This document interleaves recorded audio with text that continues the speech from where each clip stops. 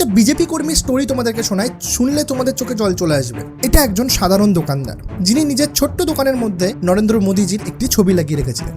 কোনো রাজনৈতিক কারণের জন্য না, কারণ তার ব্যক্তিগতভাবে তিনি নরেন্দ্র মোদীজিকে সম্মান আর বিশ্বাস করতেন। কিন্তু 2021 সালে মমতা ব্যানার্জির দল যখন আবার ক্ষমতায় ফিরে আসে, তখন এই সাধারণ বিশ্বাসটাই ভয়ে বদলে যায়। একদিন প্রায় 50 জন তৃণমূল দুষ্কৃতী দোকানে ঢুকে পড়ে, আর তারা হুমকি দেয়, এই মোদীজির ছবি নামাও আর মমতা দিদির ছবি লাগাও, না হলে পরিণতি ভোগ করতে হবে। সেদিন এই সাধারণ মানুষটা শুধু একটা ছবি লুকিয়ে রাখেনি, তাকে বাধ্য করা হয়েছিল নিজের পরিচয়, নিজের বিশ্বাসকে লুকিয়ে রাখতে। কিন্তু ভয়ের মধ্যেও সেই ছবিটি ফেলে দেয়নি, খুবই যত্ন করে লুকিয়ে রেখে দিয়েছিল, শুধু একটা ছোট্ট আশায় যে একদিন এমন এক সময় আসবে যখন সে কোনো ভয় ছাড়াই আবার এই ছবিটা নিজের দোকানে লাগাতে পারবে। পুরো 5 বছর ধরে সে নিজের মনে ভয় আর আশা দুটোই চেপে রেখেছিল। আর আজ যখন বাংলায় ক্ষমতা বদলেছে, টিএমসির সেই একতরফা রাজত্ব শেষ হয়েছে, তখন সেই দোকানদারের আবেগ আর থামছে না। আজ যখন সে আবার নিজের দোকানে সেই একই ছবিটি লাগানোর জন্য বের করলো, তখন তার চোখ দিয়ে জল গড়িয়ে পড়তে লাগলো। এই চোখের জল কোনো রাজনীতির জন্য নয়, এটা ছিল সেই ভালোবাসা, সেই ধৈর্য